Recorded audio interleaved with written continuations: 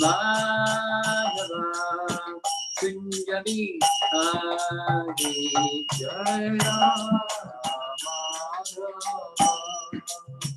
Kunja Bihari Gopi Jana Vallabha Girivardhari Gopi Jana Vallabha Girivardhari Gopi Jana Vallabha Girivardhari Gopi Jana Vallabha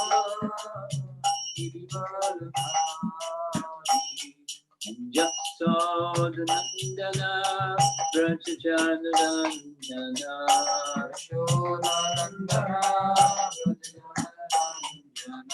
Jasodhanandana Prachajanandana Jasodhanandana Yamunatira Vanachari Yamunatira Vanachari Yamunatira Vanachari Yamunatira Jaya Radha Madhava Kunjali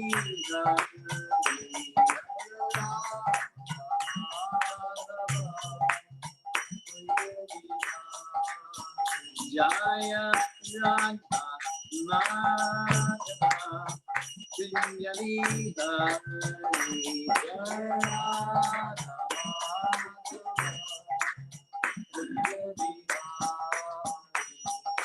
Gopi Jana Vallabha Girivardhari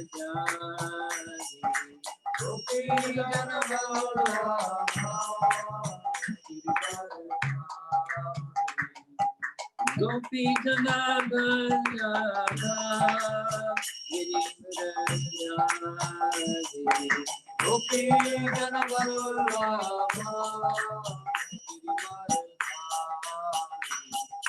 Jasodhanandana Prachajanandana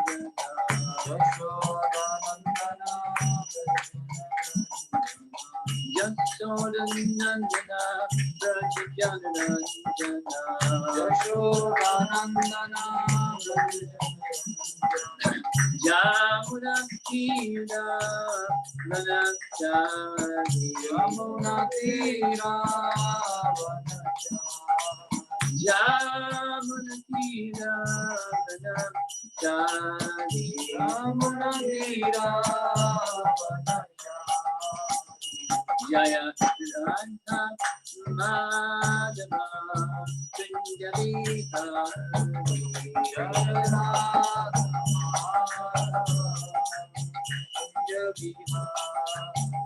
Jaya Radha Madhava Kunjali Hari Jaya Radha Madhava Kunjali Hari Krishna Hare Krishna Krishna Krishna Hare Hare Hare Rama Hare Rama Rama Rama Hare Hare Hare Krishna Hare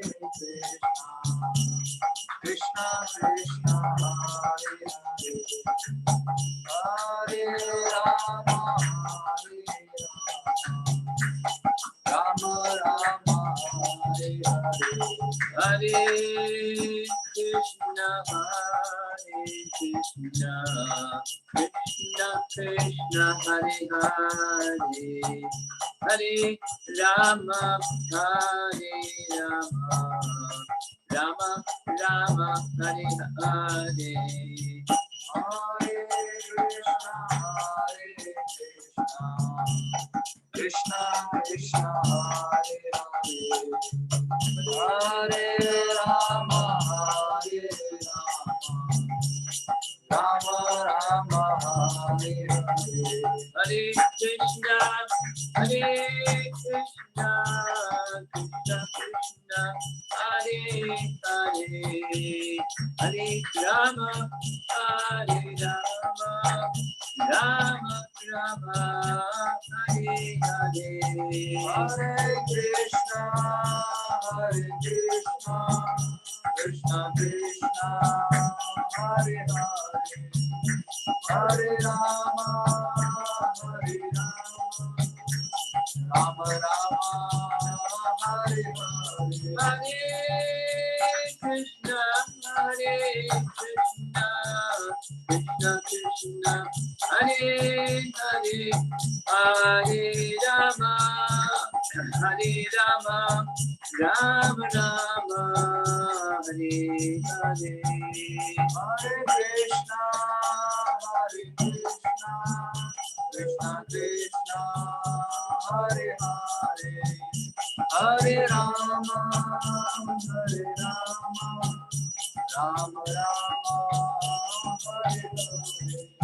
Jaya Prabhupada, Prabhupada, Prabhupada, Jaya Prabhupada,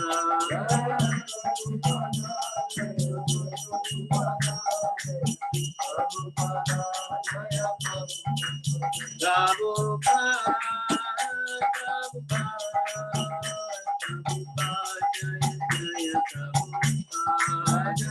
Prabhupada,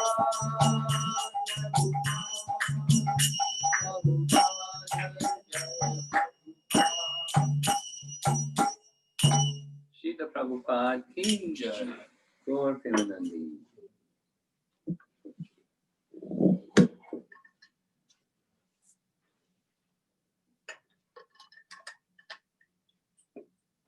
Om Namo Bhagavate Vasudevaya. Om Namo Bhagavate Vasudevaya. Om Namo Bhagavate Vasudevaya. Om Namo Bhagavate Vasudevaya. Om Namo Bhagavate Vasudevaya. Om Namo Bhagavate Vasudevaya.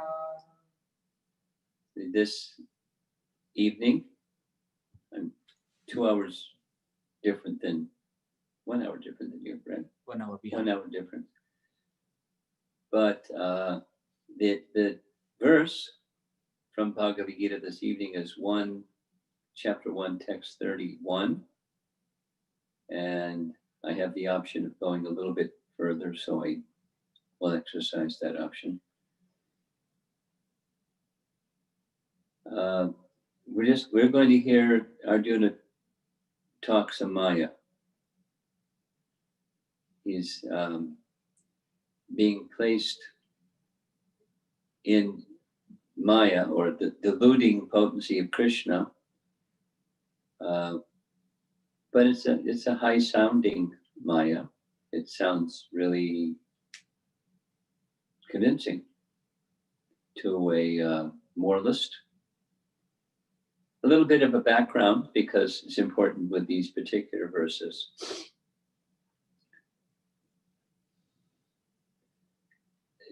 During the time that Bhagavad Gita took place, and particularly the Pandavas headed by Yudhishthira, they're followers of the codes of Dharma. Codes of Dharma means the duties of an individual according to their position within society. Their psychophysical nature determines their duty. And one of the elements for each of the various occupations or varnas is how you maintain yourself financially. And without going through the whole picture, the means for maintenance for a Kshatriya is protecting. And for those who one is protecting, then there's some taxes based on protection. So going back in time, the The Pandavas were the rightful heirs of the entire kingdom. But Krishna made, on their request, he made a peace proposal. By the laws of mankind, by the laws of Manu, the Pandavas are the rightful heirs of the kingdom. But you know what? You can rule the kingdom. And the kingdom means the whole world. But because they're Kshatriyas, the Pandavas are Kshatriyas, they have to have some means of maintenance, and the means of maintenance is to rule. So give them, out of the whole world, give them 5 states, and they'll be subordinate to you, and they'll rule under you. You'll be the big emperor, and they'll be little rulers under the big emperor. And that offer was declined. So if not 5 states, then 5 cities. If not 5 cities, then 5 villages. And 3 strikes and you're out. Duryodhana declared, it's them or me. I can't live on the same planet with the Pandavas. They'll die or I'll die. There must be war. So the battle was over who would be the king or the emperor of the world. It's pretty high stakes. And what we're going to be discussing this evening is Arjun is back to, well, you know what? I'll just stop being a Kshatriya. I'm going to renounce, in the Sanskrit terminology, it's karma sannyas. I'm going to renounce my duties, and I'll take up the duties of a mendicant, and I'll just stop being a Kshatriya. And because, then he gives his reasons why he's contemplating like that. And that's what we're discussing. And it's centered around the means of maintenance, or which at least the specific aspect of the function of a Kshatriya. And in one of those topics that we'll hear about shortly, when Kshatriyas have at it, as history shows, war or battle between ruling parties does take place. There's dharma yuddha, or religious fighting. Yuddha means fighting, and dharma, religious fighting, dharma yuddha. There's religious grounds for fighting, and then there's otherwise. And when there's religious fighting, if someone on the right cause engages in religious fighting, we're going to hear there's a destination for them. If they lose, that is, if they die on the battlefield fighting a religious cause, according to Dharma Shastras, they attain the planet of the sun. They attain a heavenly destination, specifically the sun planet. And those that win, they get the kingdom. But if the fighting is not a religious fight, then that person who engages in fighting, even they win, their destination is hell. So essentially that was one of the points made in, I guess, last week's verse, which was 1.30 or 30, and that is Nimitani Vipatani, the Sanskrit language we're not so much used to. Viparitani. Nimitani Viparitani. Nimitani cha pashyami. Pashyami is see. When I look at the outcome of this, I see the opposite. That is, when one does something, generally one expects there's going to be happiness. But viparitani, I see the opposite. I see sorrow. I see sadness. I see great disappointment. I don't see the happiness, so I'm not inspired.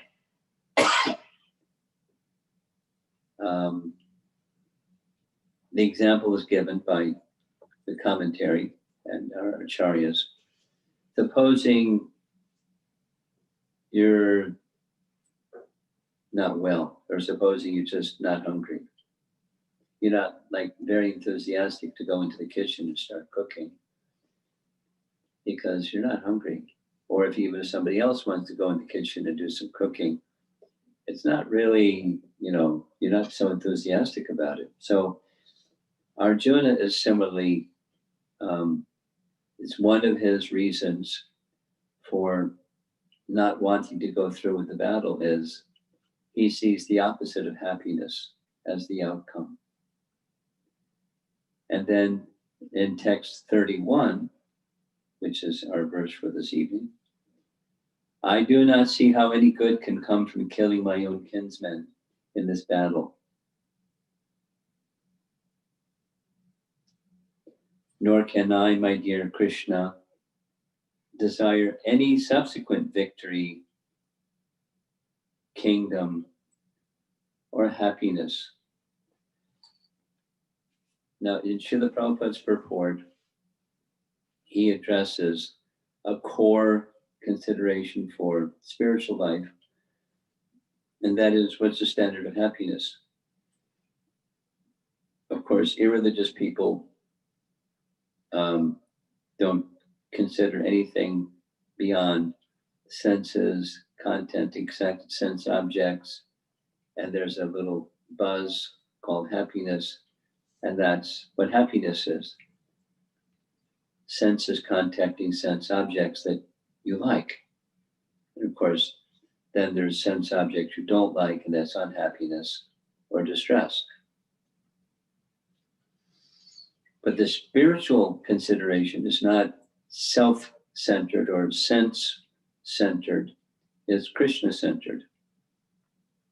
He's not asking, what does Krishna want? He's letting Krishna know, this is not what I want. Because what I want, if I want victory, if I engage in this battle,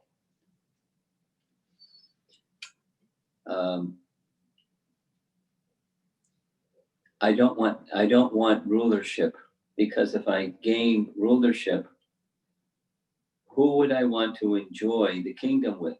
It's everybody that's on the other side of the battlefield. When we have, let's just go to 32 through 35. He lists the people that he would want to be the enjoyer of the kingdom with. O Govinda, of what avail to us is a kingdom, happiness, or even life itself, when all those for whom we may desire them are now arraigned on this battlefield?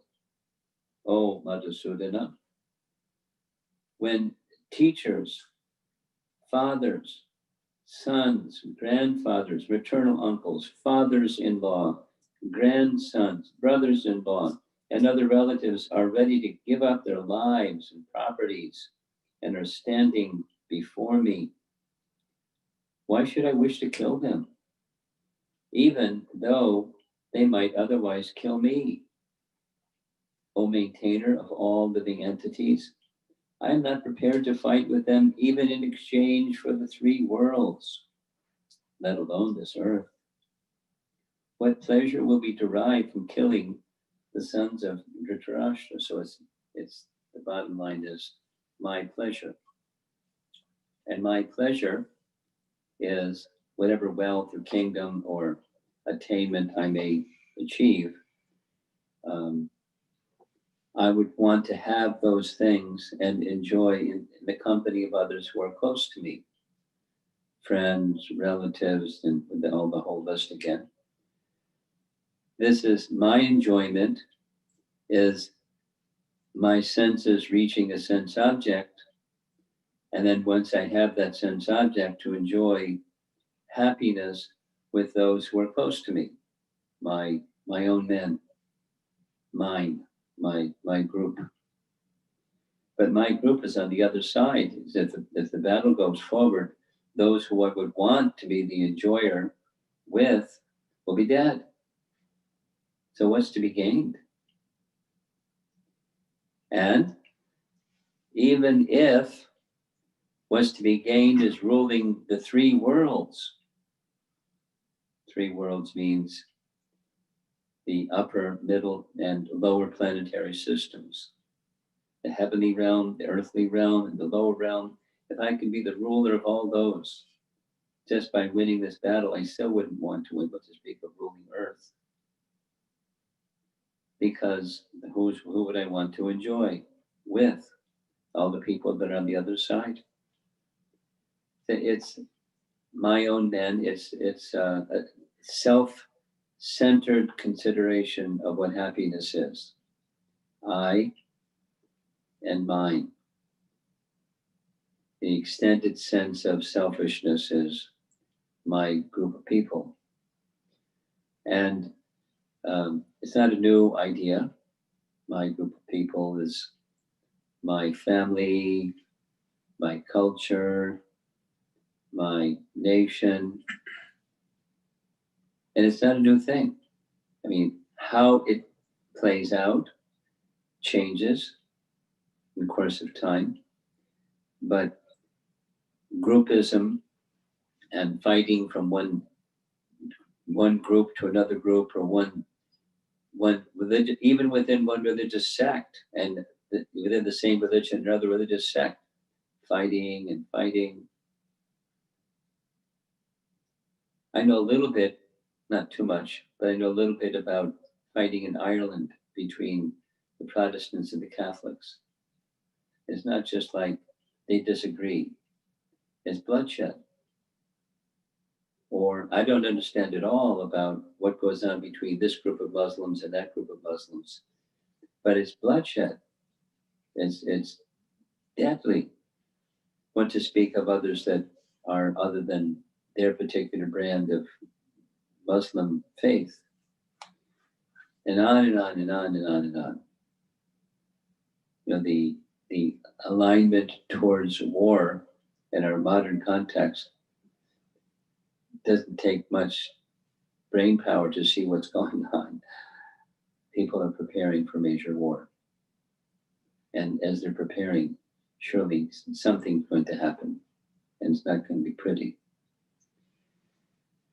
So what's to be gained? And a moralist, the message that Arjuna is speaking sounds laudable.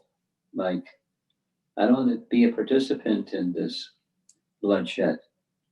I don't want to be participant in fratricidal war. One family group against the other family group because of what? Because of wealth and kingdom and power. I don't want to do this. Better that I just become a mendicant. I stop being a Kshatriya and maintain myself in a different way. Just live like an ascetic. Go to the forest and live an ascetic life. For reasons of, I'm not going to be an enjoyer. I see, instead of happiness, nimittani viparitani, I see the opposite. I see great sorrow. In Baladev Vidyabhusan's commentary, this is how he expresses it. From text 30,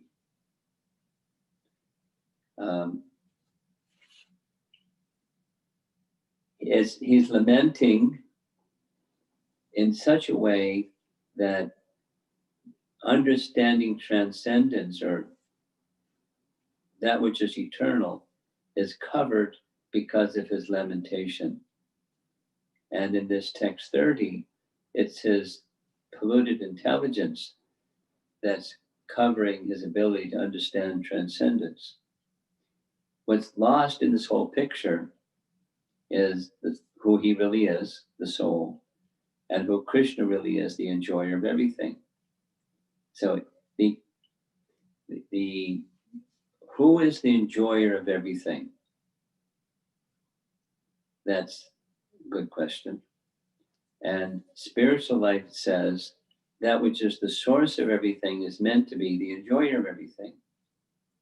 The proprietorship question, what does everything belong to? And whatever that something is that it belongs to, then who it belongs to is meant to be the enjoyer of that something. If we find out, use this little example that Prabhupada would give sometimes.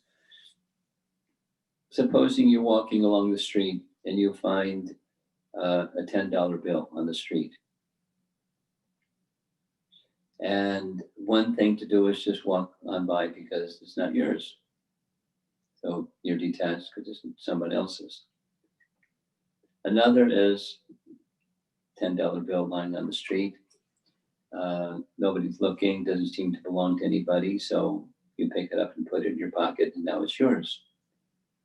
And then a third option, not so realistic these days, but find out who dropped the $10 bill. Like I had this experience once when traveling.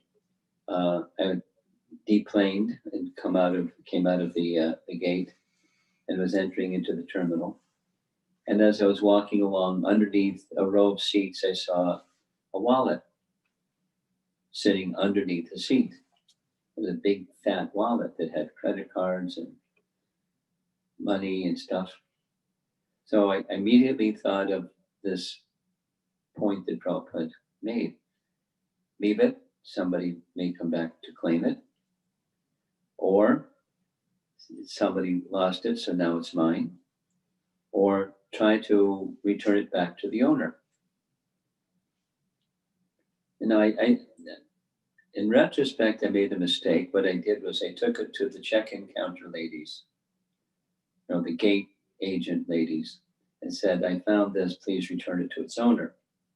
There were two of them, and I could only imagine later they started counting how much was there and divided it up.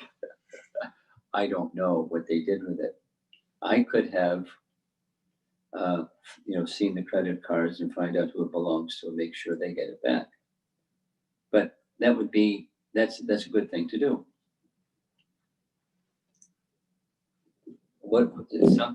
If something belongs to someone, then they should be the enjoyer of that something, not me or just nothing. Make it zero. So take that picture and make it a really big picture. What does everything belong to? Everything belongs to that which is the source of that everything. And if you can find out the source of everything, that's a little bit of a challenge.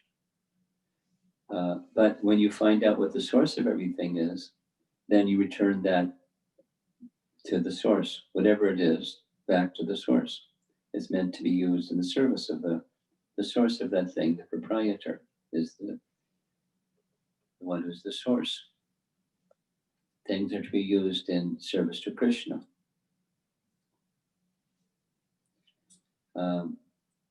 Yesterday evening, there was just a little sharing.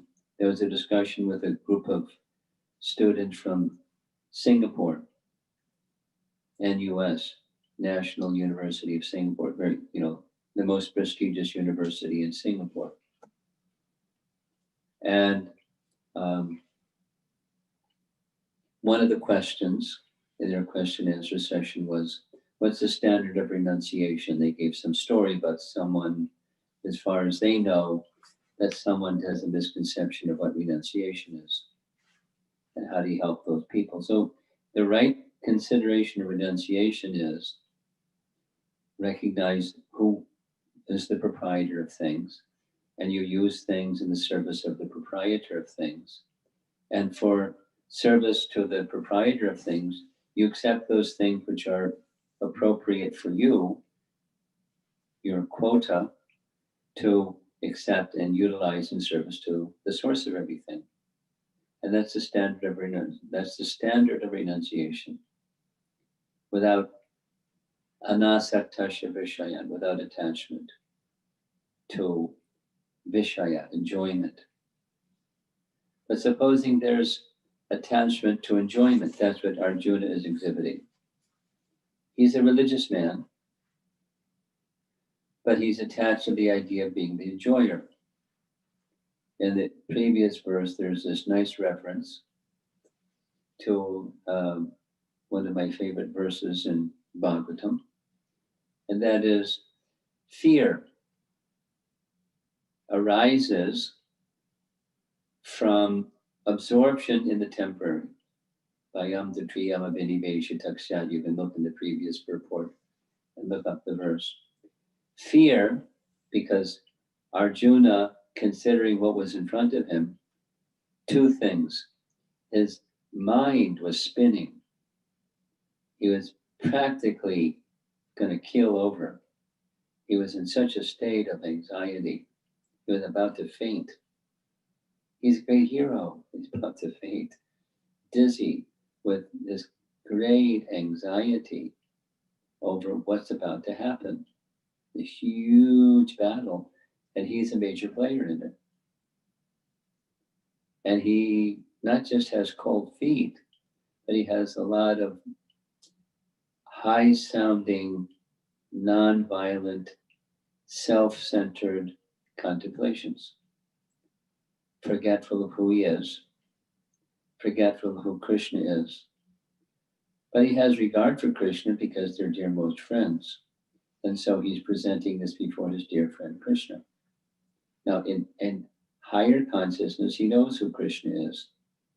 He knows he's the supreme. But he has this mix of very strong affection and friendship with Krishna. And so he's just presenting his dilemma to his good friend, and they're having a friendly conversation. I don't know what is best for me. And I'm thinking what's best for me is I'm out of here. This is ghastly. It isn't going to bring happiness. Better if I was killed unarmed. Because if I was killed unarmed, then I know for sure I have faith in the scripture. The scripture says at least I'll attain heaven. Specifically, the planet Sun. I'll attain the heavenly kingdom. But if I fight, and it's not on a religious basis, it's on a selfish basis, then it's sinful. And even I win, I lose. If I lose, I lose. And if I win, I lose. So I'm out of here. That's his self-centered argument. I've heard Prabhupada lecture on this, so I'll just mention and we'll see if there's some discussion.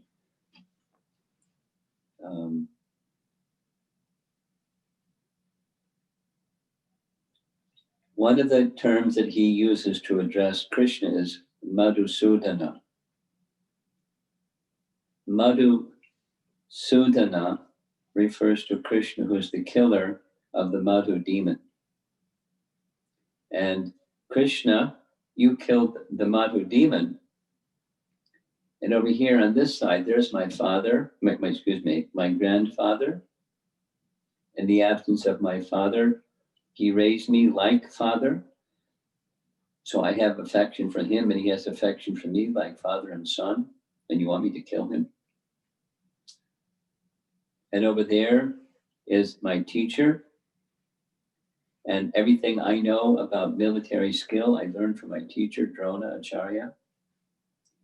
And over there's my cousins, and so forth and so on. It's so many personalities who are dear to me, and I owe regard and respect and reverence to. And if I engage in battle with those personalities, how ungrateful, how sinful. You're Madhusudana, but I am being asked to do something that's sinful. That's his consideration, his calculation. and therefore I can't go forward. And if you say, well, Duryodhana should be killed, everyone else you can spare, that's fine, but Duryodhana is, he by laws of Manu, he deserves to be punished. He's an aggressor. He's dutifully to be punished.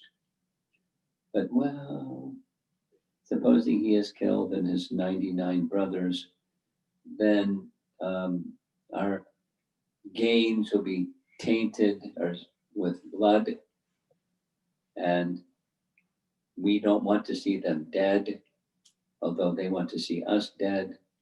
Better they kill us. And if I drop my arms and they kill me unarmed, that's better than if I engage in this ghastly warfare. So he's going on with nonviolent talk and seemingly elevated sentiment talk, completely forgetful of who he is on the spiritual platform and who Krishna is on the spiritual platform. That is the enjoyer of all sacrifices, the one who is to be pleased by our activities and our duties of life. It is all mixed up, but high sounding mixed up. And after he finishes, then Krishna is going to respond in strong language. So let's see if there's some discussion. Now, what I didn't do is I didn't read the verse and purport. Maybe I should do that. Text 30, 1.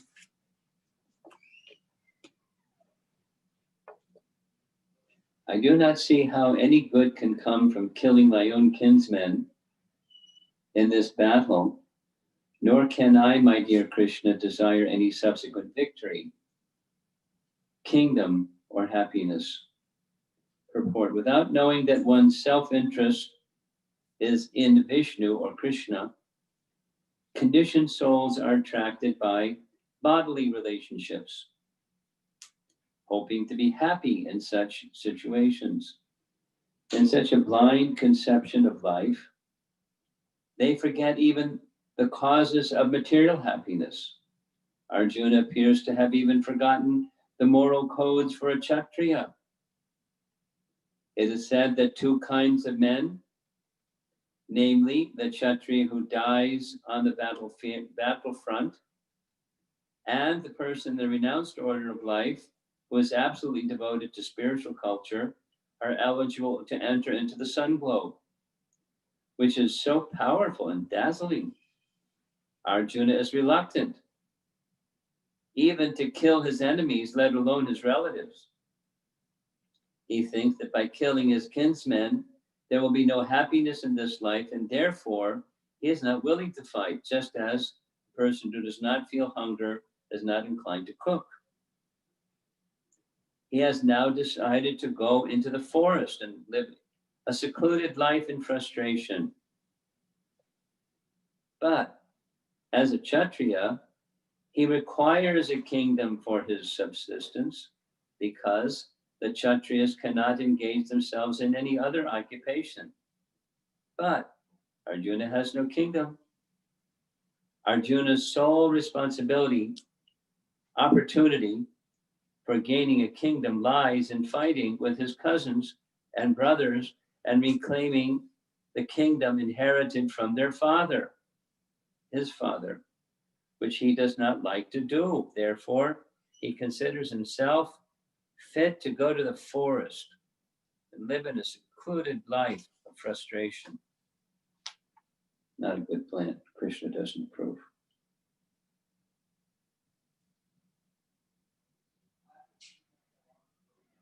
So let's see if there's some discussion from our members who are present. And the way that it works, as far as I understand, is when you speak, your image will show on the screen. I guess they have to be unmuted though. Whoever is in charge of unmuting people. Yes, Sasha can unmute them, or they can unmute themselves if they want to ask a question. So please go ahead, anyone who likes.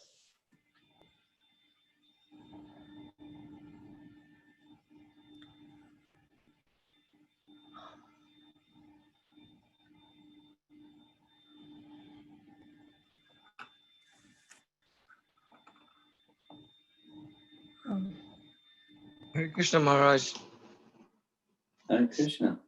my humble obeisances. Maharaj, you mentioned that in an irreligious war, the winners go to hell.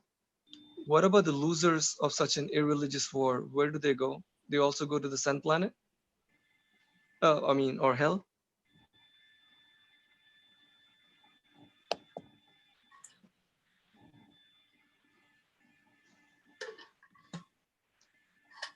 I'm thinking, well, you know, irreligious, win or lose, where's the destination? I guess it depends upon the degree of irreligiousness, but it seemed like the destination would be the same.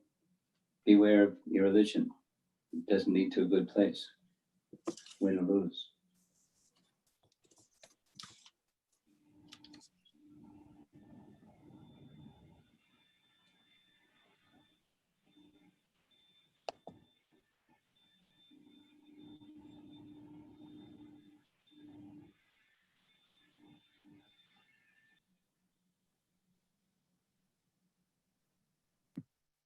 All right, Hare Krishna. What happens?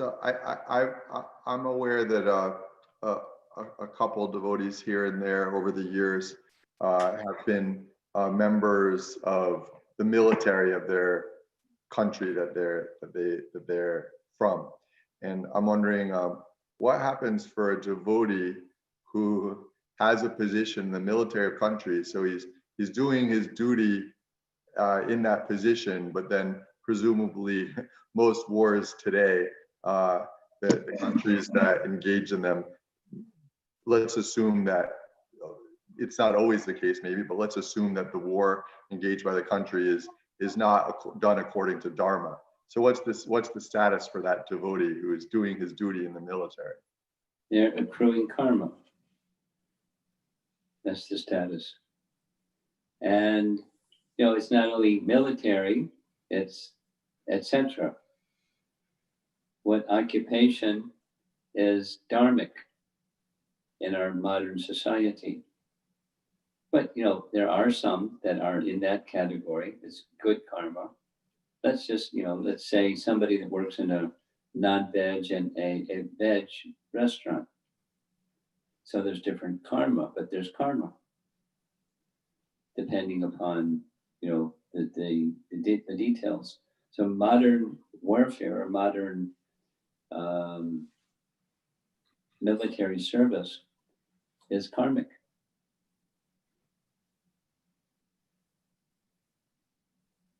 So what to do? Would Now, that there are occupations like I know somebody that was in the military that was in the medical corps. And if I'm not mistaken, that's what Tulsi Gabbard was in, the medical corps of military. So I don't know if there's karma involved in being it. What she was doing, because of the consciousness that she was carrying, was she was doing this in service to Krishna, which she's trying to continue to use in service to Krishna, even in the dirty arena of politics. But the activity itself, the medical core field, has its, one can imagine at least, you know, a higher karma than the other kinds of activities that military engages in. But the dedication of service to Krishna makes all the difference. So aside from Tulsi Gabbard and devotees that are in medical corps division of the military, there's karma involved, although they're devotees.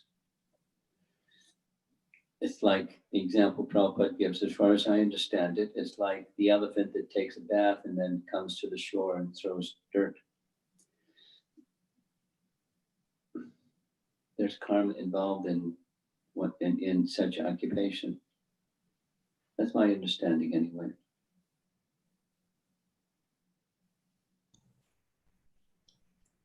I have a question.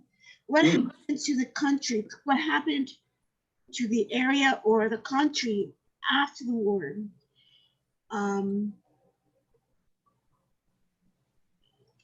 Because they had to, they had to break away with the clannishness. He had to break away with clannishness, and and I see this as a general solution more than being Arjuna's fate. And what happened to the country? Did they succeed? Did they? You mean the land or the people after war? Well, what happened to Arjuna? What happened to the country? To the area? To The land. to the land? Okay. What happened to the land after a war? Like it gets flattened. It gets what? Flattened. I mean, it gets devastated after It a war. doesn't say, but somebody wins the war. Somebody has to succeed. Who succeeded, and who and what happened? Was You have there to clean up the mess like a after the war. resurgence of religion? I'm not sure what your question is. There's devastation. War brings devastation, and after the war, there's clean up the Yes. devastation. So I'm not sure what you're asking. Are you clear what you're asking? Yes, I mean, let's say Arjuna won the war. Was this, was this the principle? Was the religion is kind of strengthened by the war in a sense because now Arjuna is in charge of the land. Yeah, it was his brother, but I get the picture. So they had a big funeral, and the dead soldiers they had their funeral rites performed, and then there was a coronation ceremony, and Yudhishthira became the next king, and then they ruled with whoever was left, and they ruled by religious principle. Now that's what they did with the people, and with the land, it was a mess. So it had to become restored. However, people after wars restore land, I don't know, but there must be some procedure followed after war. The war took place on a particular battlefield. It wasn't like modern war. It was on a battlefield, and so the battlefield then had to be whatever you do with battlefields. Do landscape. Was there a resurgence of religion? Well, there was worship there was various forms of worship, and those various forms of worship were, according to scripture, they were upheld, and people were encouraged to take up their appropriate form of worship. But that's worship is not exactly the first part of your question. What happened to the land? The land had to be restored back to a non-war zone land. It wasn't big bombs like the modern warfare, rebuilding buildings and roads and bridges and everything, homes. This was a battlefield, but it was devastated, and so making it, I don't know, landscaped,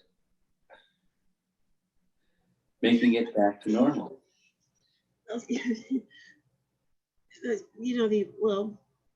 Like I say,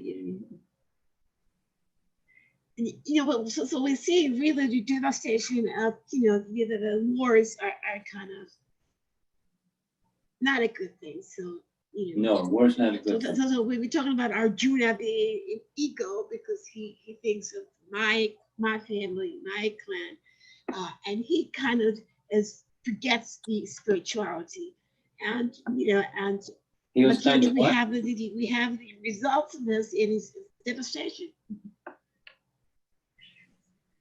Your voice is not Your clear. voice is not clear. That's part of the problem. The question is complex. That's part of the problem. But your voice is not clear. That's another big part of the problem.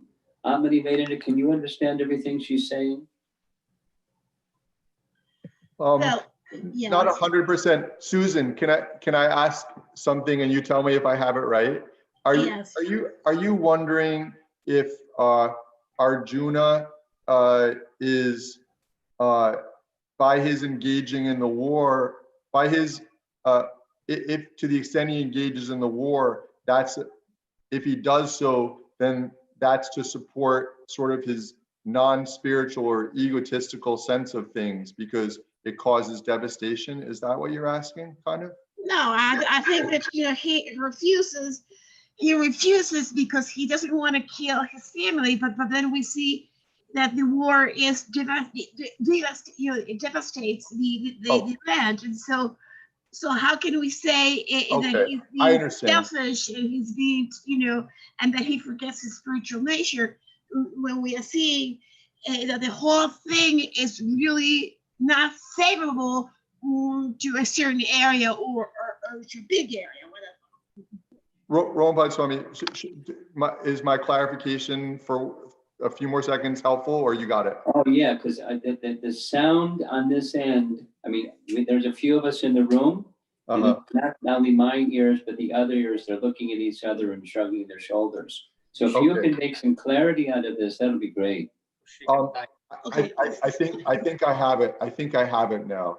So it's basically Arjuna is basically being dissuaded from following by Krishna, dissuaded from following his different sort of contemplations that are based on material sentiment, worrying about if you're going to have any friends left to enjoy with if and once you win the war, etc.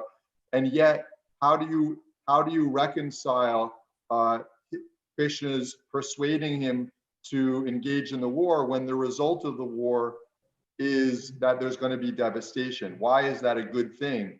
And of course, in the modern world, some of the examples we were discussing, war is a bad thing. So I think there may be some sort of doubt that how is it a good thing that Krishna engages in the war? I mean, that Arjuna engages in the war for Krishna's guidance. Susan, is that it? I took some notes, yes, and Did he get the question right? I think yes. I mean, consider the outcome of devastation. I don't think that Arjuna was so wrong in not wanting to fight. Okay, got it. I mean, I it think I feels, that he has fears and arises from attachment to the temporary. And, and then I'm asking you, did the religion did it, came up, the country enjoyed, or the country became more spiritual. And then, and things of the nature, and his, and you talk about the source is the enjoyer of things. So this was done for Krishna's pleasure also. It wasn't done because Arjuna wanted it. Right. You got Okay. it. You got it. So why did Krishna want something that had a very unpleasant outcome? Could you please explain? Krishna must have known there's going to be a devastating outcome. Why was he encouraging Arjuna to get over his selfishness to do something that's going to have a devastating outcome? Why did Krishna do that? Doesn't seem right to me. So let's step back.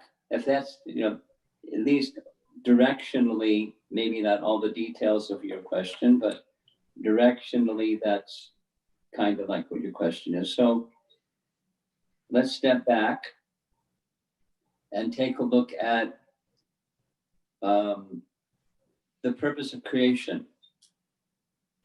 That's like way back. What's the purpose of God's creation? Or what's the purpose of our life as humans that are part of God's creation? What's our purpose, and what does Krishna want for each of us, you and me and the people on the battlefield and everybody else in history? What's the purpose of our being here? Why is there creation? And the purpose is to restore our dormant, eternal spiritual connection with the source of everything. That's the purpose. There's lessons to be learned along the way, like live in harmony with nature and live in harmony with God and the laws of God, and that'll help you get to that destination. But then there are persons that do something else. They go the opposite direction. And those people that go in the opposite direction, Krishna wanted to liberate them. Krishna want the people on the battlefield that lost their lives. The soul became liberated in the presence of Krishna. Krishna wanted to free them from that implication and their wrong deeds that were making a mess of things by liberating them. But the path of liberation for such people that go in that direction is Krishna's intervention, and he liberates them. So that's what Krishna wanted. And there were unpleasant experiences along the way, and so forth, and moralistic reasons why in normal circumstances you don't want such activity because there's devastating consequences. From a moralistic point of view, that's the right picture. And from the picture of what the purpose of creation is, Krishna wanted to liberate them, and he did. And if Arjuna had not agreed, then Krishna explained later, they're going to be liberated anyways. I've already decided. It's a done deal. You can be the instrument or not, that's your choice. But I want to free them from the implication they presently are very deeply involved with in sinful lives. And, activities that again and again, multiple death penalty punishable crimes, without listing what those were. These are persons that I, Krishna, have appeared on earth to relieve the earth of the burden of these people.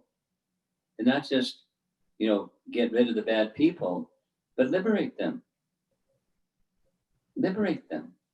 Not just get them out of the way so they stop disturbing the lives of good people, but to liberate them. That was Krishna's intention. So, yes, devastating effects.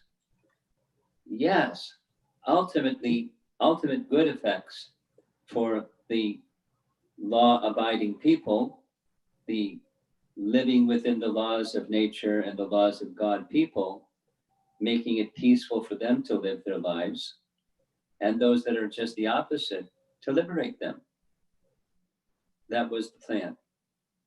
That's why the justification, I guess, or the reason behind why the devastating consequences of a war were wanted by Krishna. And Arjuna, he wanted Arjuna to go beyond his selfishness, high-sounding, moralistic-sounding reasons for not going forward. Wasn't he aware? On your purpose of what the creation of this material world is for and the mission of human life. Go ahead. Wasn't Arjuna? I find that I wouldn't have any trouble if I speak to Krishna and he tells me we have to go to war, because I realized as I was told the stories that they were really very bad. I mean, there was all kinds of, lowly things that were happening there, and there will be no resistance in me to go to war. I don't know why Arjuna had this resistance to go to war. I mean, I can understand his affections, but then, people change over a period of time, and what was his grandfather at one point is now is an evil person that it really makes no sense to really protect him. His grandfather went back to Godhead. Okay, his uncle. Mhm. His teacher went back to Godhead.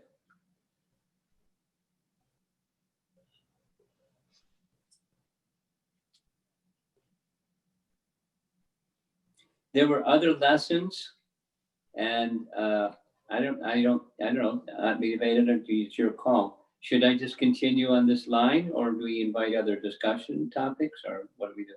Maharaj, well, interestingly, just now I was informed that someone who's watching this, listening via YouTube to this discussion has asked to pose a question. Shall I recite it? It seems like a good question. Yeah. Okay. What are the steps one should take before reaching the conclusion at the time of perplexity? Actually, I don't understand it. I understand the question. So, Okay, good. you know, And Robert this is by Frost. Satyavrata, I'm sorry. Okay. From high school English, Robert Frost poem, two roads diverged in a yellow wood. Sorry I could not travel both. You know that little poem? You didn't learn that one, huh? There's some college kids in the room. They're nodding. Yeah. So we have to make decisions, and sometimes you have to go left or right. You can't just stand there at the fork in the road. I mean, you can pause until you get a clear sense of is left better or is right better, but at some point in time you have to go left or right. And so what his question is, what are the steps that you take before you make the decision, left or right? And I think that's what the question is. Which path is going to take me to Krishna? Maybe both paths will take you to Krishna, the left and the right path. But of the two paths to Krishna, left and right, what's best or better than when we're making choices on the path of our spiritual journey? What are the things that we should do? So it's a very simple sequence. Pause or go to a mode of goodness space. And that is to say, not with attachment for, what do I want? What seems pleasing to me? Or what does my intelligence say? That's like all I do is my intelligence says, and then I choose and I go. But what's going to maximize Krishna being pleased? And then there's another important consideration when I'm making choices: who may be impacted negatively by a particular choice, and how can I make the choice that needs to be made and do it in such a way that it minimizes that negative impact. I mean, a classic from the Bhagavatam is the difficult decision that Arjuna had to make when Ashwatthama had killed the sleeping sons of Draupadi, and he captured Ashwatthama because he had taken a vow to Draupadi: when you do the funeral ceremony for your 5 sons, you can stand on his head as you're pouring oblations into the sacrificial fire, the funeral pyre. So he captured Ashwatthama. He had one hand on his hair, the other hand on his sword, is ready to chop his head off. And Draupadi said, don't kill him. And his elder brother, who Arjuna would never go against, his elder brother said, don't kill him. And of course, Bhima said, kill him. And Krishna said, go ahead and kill him. So now, do I kill him or do I not kill him? And there's more details, but Krishna gave him the intelligence how to not kill him and kill him. That is, he cut off his hair and the jewel on the top of his head and then sent him away disgraced. So he was killed and not killed because he had just murdered 5 sleeping children. That's punishable. And that was the punishment. The explanation given by Srila Prabhupada is Krishna wanted to show how exalted was Arjuna, that Arjuna understood Krishna's intention, even without Krishna saying it. He was that intimately connected with Krishna. So situations in our lives are generally not so drastic, like kill or not kill. But we have to make decisions about things. Like what we're doing right now, when the coronavirus hit, what are you going to do with your 26-second Avenue program? And so, not too difficult, you decide to do this. And how long is it going to last? That depends on lots of things, but at some point you're going to start having your gatherings at 26 again, which will be much nicer than Zoom calls. But there's going to be factors to consider before you do that. And so what's going to be pleasing to Krishna, and whatever the situation is, who, if I make a decision that goes in this direction, who might be unexpectedly negatively impacted by the decision, and how can I minimize that negative impact of the decision? That's do the right thing in the right way kind of consideration. So then you turn to Krishna for intelligence. You consult wise people who you have confidence in, and they're experienced, and they're wishing well for you, and they're wishing well for Krishna being pleased also. And you consider those things, and then you make some decision. And be ready, if you're still uncertain, like not really certain about the decision, be ready if somebody taps you on the shoulder and says, excuse me, Prabhu, but I'm not sure you made the right decision. Would you like to reconsider on the following basis, this and this and this? So it's not easy. Life decisions are not easy to make, but those are some of the steps, because that was the question.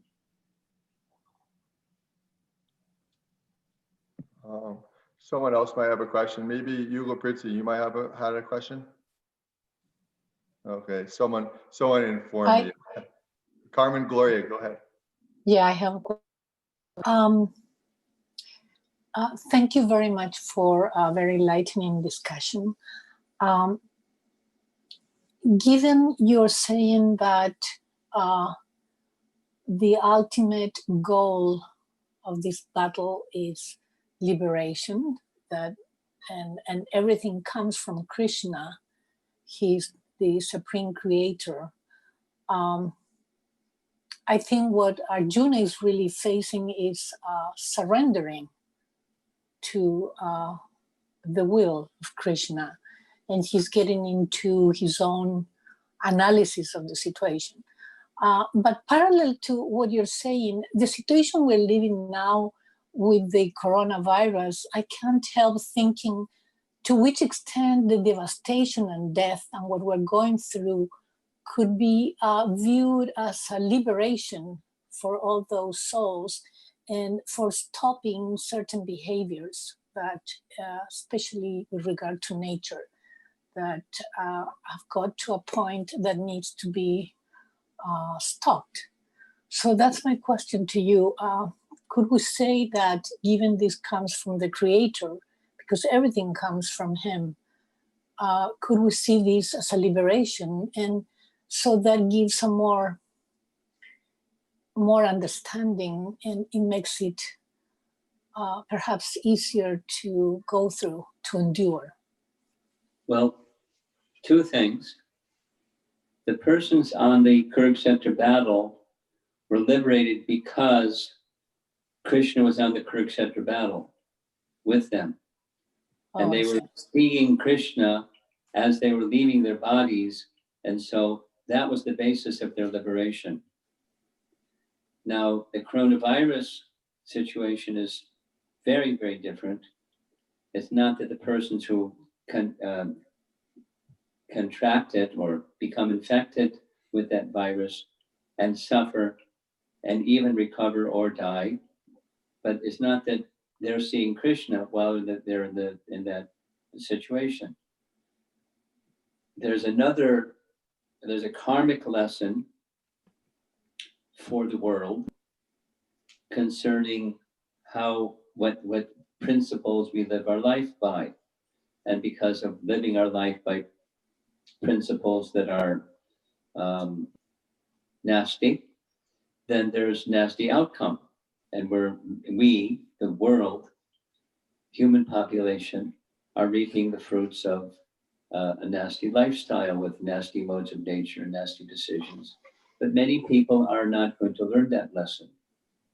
Nonetheless, that the consequence of improper conduct is there for the world. Now, some people will understand that and make some lifestyle changes. Some people won't. So it's not a one-to-one correspondence of coronavirus is a lesson in liberation. Mm-hmm. Thank you. Okay. But there is kind of a connection, but not a direct correlation. Yeah. I understand. Yes. Thank you. Yes, that's right.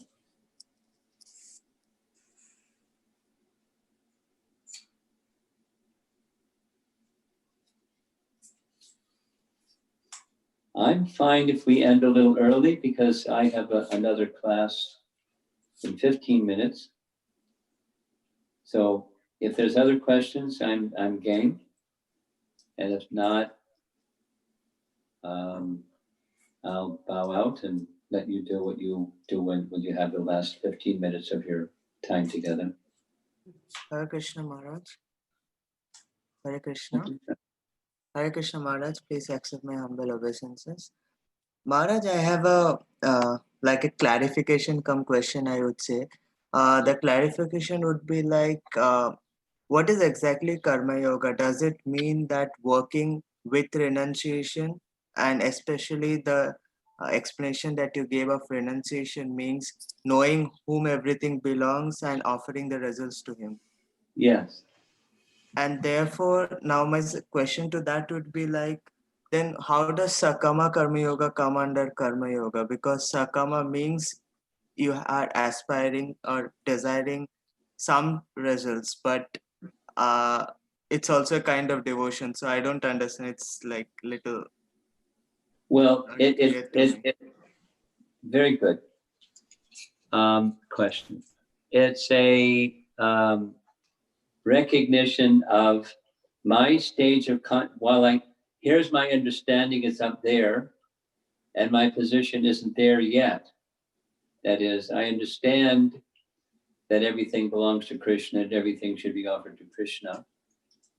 But my consciousness is still, I have some expectation. So I give the fruits with an expectation. And as purification comes, then I give the fruits without expectation. That's Nishkam Karma Yoga. It's a statement of lower and a more elevated stage of consciousness that gets closer to realization of what I know, then brings me to a position of where my consciousness is. It's a means of purification. Satkama is the beginning, and Nishkama is the more mature stage of consciousness. So what does the expectation mean? Is it not the result of your activity? Is it something else from Yes, that? I'm still, Sakama means I'm an enjoyer. I'm doing something for Krishna and I expect something back from Krishna. Okay.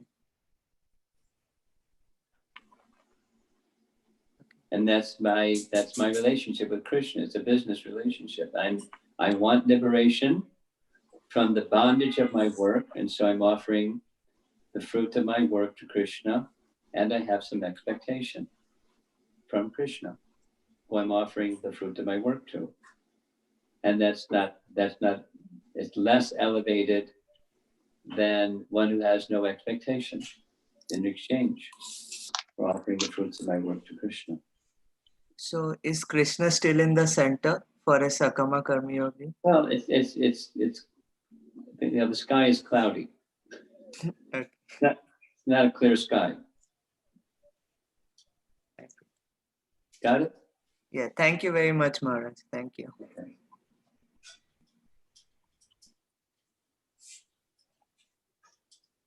Okay, so I'm going to sign off and move on to my next service. Thank you all for joining. Thank you very much. Thank you, Maharaj. Looking forward to Mr. Corona taking a vacation and going somewhere else. Hare Krishna. Hare Thank you Krishna. so much, Romapada Swami. All right, Hare Krishna. There you go. Okay, so